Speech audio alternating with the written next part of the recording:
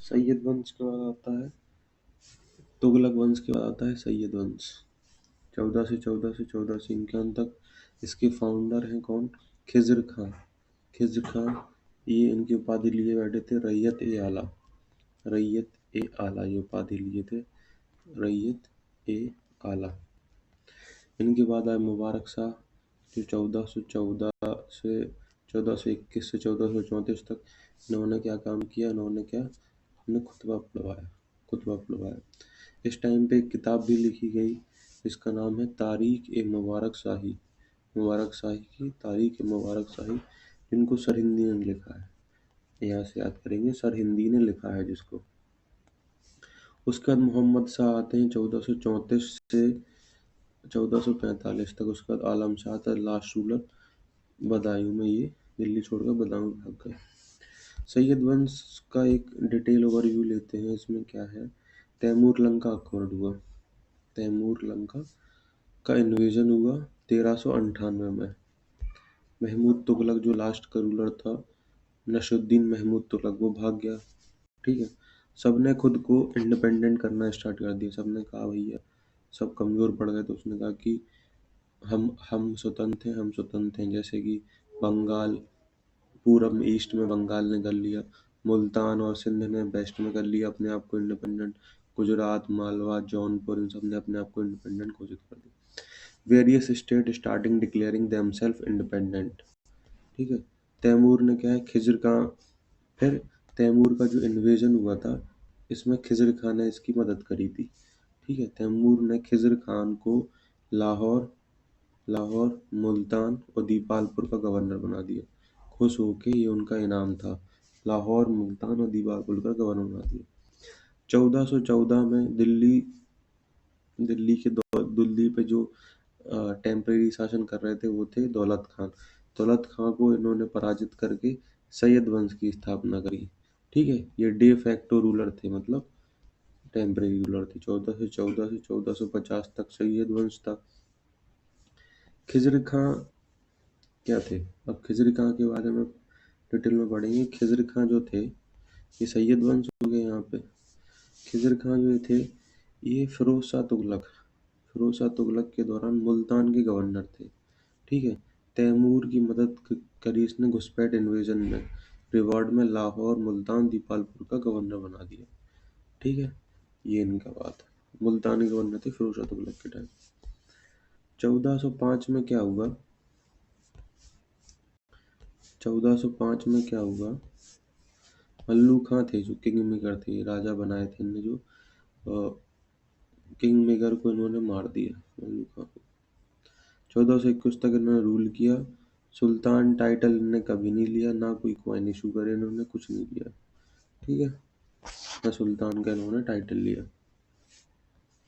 सुल्तान का टाइटल लिया।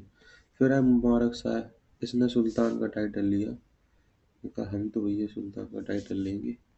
ठीक है, ये 1434 में मर गए। अब इनके बारे में जानते हैं। किंग मेकर एक थे, शारवुरल मुल्क थे एक। ठीक है, वो मोहम्मद शाह थे, उन्होंने शारवुरल मुल्क ने बनाया था। तो ये उनके क्या थे? पपेट थे। रियल पावर तो शारवुरल मुल्क के पास ही थी, रियल पावर थी शारवरुल मुल्क के पास में। ठीक है, 1434 सुल्तान ने लाहौर के गवर्नर बहलोल लोदी की मदद ली, मालवा इन्वेजन को रोका। मालवा क्या कह रहा था? मालवा कह रहा था कि हमारा अधिकार है, हम बैठेंगे दिल्ली, क्योंकि ये कमज़ोर पड़ रहे थे। ये रियल पावर इनकी थी शारवरुल मुल्क की। तो बहलोल लोदी ने मदद करी मालवा को घुसपैठ करने से। ठीक है, और फिर उसके बाद लास्ट रूलर थे आलम शाह, बदायूं में रिटायर हुए अपने आप। फिर यहाँ इतना ही है इसमें, सैयद वंश में। कुछ क्वेश्चन बढ़ते हैं सैयद वंश के बारे में। खिज़्र खां कहाँ का संस्थापक था सैयद वंश का? 1414 से 1526 तक चला ये। ठीक है, तुगलक वंश का अंत करके सैयद वंश की स्थापना की। खिज़्र खां ने दिल्ली की सल्तनत किसको हरा था? महमूद तुगलक, नसरुद्दीन महमूद तुगलक एक गद्दी संभाली। खिज़्र खां ने किस शासक के रहकर किस शासक के अधीन रहकर शासन किया? तैमूर के अधीन रह के इन्होंने शासन किया। तैमूर के अधीन रह के कैसे किया शासन इन्होंने? खिज़िर खां को तैमूर के प्रतिनिधि नायाब के रूप में शासन किया। अभी कभी खुद को सुल्तान नहीं माना, कभी खुद को सुल्तान नहीं माना इसने।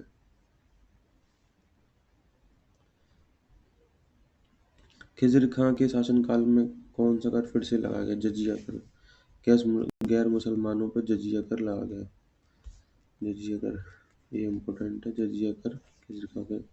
खिज़िर खां की राजधानी कौन सी थी? दिल्ली को ही अपनी राजधानी बनाए रखा इसने। खिज़िर खां के शासनकाल में किसका अधिक प्रभाव था? मुगलों का, बहमनी समाज का, तैमूरी समाज का था। ठीक है, सेकेंडरी। खिज़िर खां ने किस मुस्लिम समुदाय को संरक्षण दिया? सूफी संतों का संरक्षण किया इसने। सूफी। खिज़िर खां के बाद सैयद वंश का पहला शासक कौन था? मुबारक शाह। खिज़िर खां की मृत्यु कब हुई? 1421 में मृत्यु हुई मुबारक शाह गद्दी। सबसे महत्वपूर्ण विशेषता क्या थी? तैमूर अधीनता, पूरी तैमूर के अधीन, उसी के उस पर चल रहा था। खिज़िर खां तैमूर के अधीन था। उसने 1414 में सैयद वंश की स्थापना, जजिया कर लागू किया, ठीक है, और सूफी संतों को संरक्षण दिया, युद्ध टालने की नीति अपनाई। मुबारक शाह किस वंश का शासक था? सैयद। 1421 की खिज़िर खां के बाद सैयद वंश का दूसरा खिज़िर। कब गद्दी संभाली? 1421 में। मुबारक शाह को किसने मार डाला? कब गद्दी संभाली? मीर सरदारों ने कर दी मुबारक शाह की हत्या। ठीक है, उसके अपने अमीरों ने। मुबारक शाह का सबसे बड़ा संघर्ष क्या था? मुबारक शाह को अमीरों अफगानों के विद्रोह का सामना करना पड़ा। मुबारक शाह अपने राज्य की राजधानी दिल्ली ही बनाए रखा। सबसे उपलब्धि क्या? तो उसका शासनकाल विद्रोह को दबाने में बीता, लेकिन वह पूरी तरह से समाप्त नहीं कर सका। कौन कौन से राज्य स्वतंत्र हो गए? उस समय किस क्षेत्र में स्वतंत्रता की प्रवृत्ति बढ़ गई? बंगाल, मालवा, गुजरात, कश्मीर। बंगाल और मालवा में। मुबारक शाह का शासनकाल कैसा था? कमजोर और विद्रोहियों से ग्रस्त। उसका शासनकाल विद्रोह और आंतरिक संघर्षों से भरा था। 1434 में इनकी हत्या कर दी गई, उनके खुद के अमीरों ने कर दी। मुबारक शाह के बाद दिल्ली का अगला सुल्तान कौन है? मोहम्मद शाह बने। मोहम्मद शाह, ठीक है।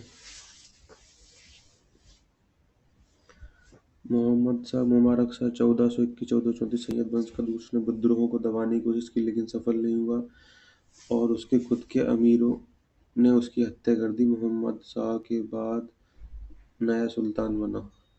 मुबारक शाह के बाद मोहम्मद शाह नया सुल्तान बना। मोहम्मद शाह किस वंश का शासक था? सैयद वंश का। 1434 से 1445 तक, ठीक है। कब संभाली? 1434 में, जब मुबारक शाह की मृत्यु हो गई।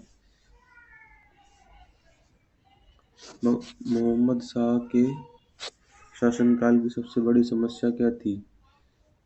मंगोल आक्रमण, विद्रोह, अराजकता। तैमूर आक्रमण, विद्रोह और अराजकता। अमीरों ने स्वतंत्रता की घोषणा शुरू कर दी थी। मोहम्मद शाह का सबसे बड़ा प्रतिद्वंदी कौन था? मलिक सरवर, जौनपुर का। जौनपुर के शासक मलिक सरवर ने दिल्ली सल्तनत को कमजोर कर दिया और स्वतंत्र शक्ति बन गया। मोहम्मद शाह से कौन सा क्षेत्र स्वतंत्र हो गया? मालवा और जौनपुर स्वतंत्र हो गए थे मोहम्मद शाह के टाइम पर। मोहम्मद शाह की सबसे बड़ी कमजोरी क्या थी? कमजोर प्रशासन, और उसका प्रशासन बेहद कमजोर था, जिसके कारण दिल्ली सल्तनत धीरे धीरे सिकुड़ने लगी। मोहम्मद शाह के बाद सैयद वंश का अंतिम शासक कौन था? अलाउद्दीन आलम शाह, ये अंतिम शासक पूछता है। 1445 मोहम्मद शाह को अलाउद्दीन आलम शाह अंतिम सैयद शासक होता है। कब मृत्यु हुई? 1445 में इनकी मृत्यु हो गई।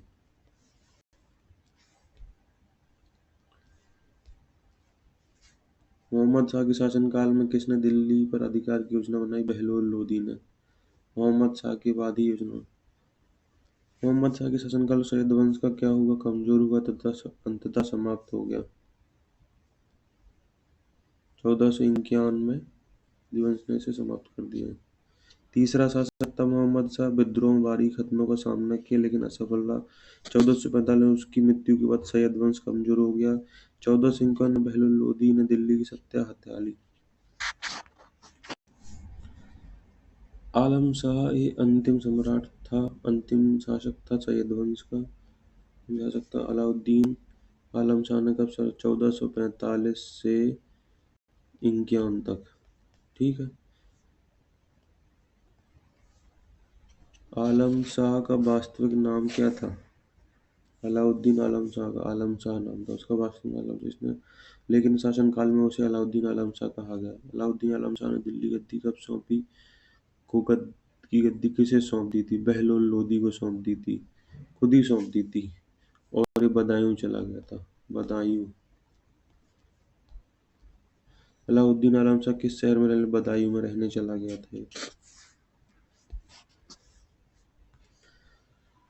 किस दिल्ली सत्ता छोड़ने के लिए ये प्रसिद्ध है? स्वयं ही गद्दी त्याग दी। ये क्वेश्चन आ सकता है, किसने स्वयं गद्दी त्याग दी? आलम शाह, सैयद वंश के अंतिम शासक ने। अलाउद्दीन आलम शाह के दिल्ली के सिंहासन पर बहलोल लोदी बैठा। लोदी वंश की स्थापना करी इन्होंने। अलाउद्दीन आलम शाह ने दिल्ली का नियंत्रण क्यों छोड़ दिया? बहलोल लोदी के दबाव में छोड़ दिया। बहलोल लोदी ने धीरे धीरे अपनी शक्ति बढ़ाई जिससे आलम शाह ने स्वेच्छा से सत्ता छोड़ दिया।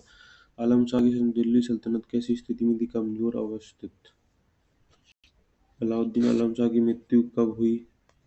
ये 1478 में मृत्यु हुई इनकी। 1478 में इनकी मृत्यु हुई। छोड़ दी थी 1451 में, लोदी वंश आ गया था। 78 में हमारे बदायूं चला गया, 78 में उसकी मृत्यु हुई। अलाउद्दीन आलम शाह 1445-1451 अंतिम शासक। 1451 बहलोल लोदी को सौंप दी, बदायूं चला गया और 1478 में मृत्यु हुई। इतना ही है सैयद वंश में, बस।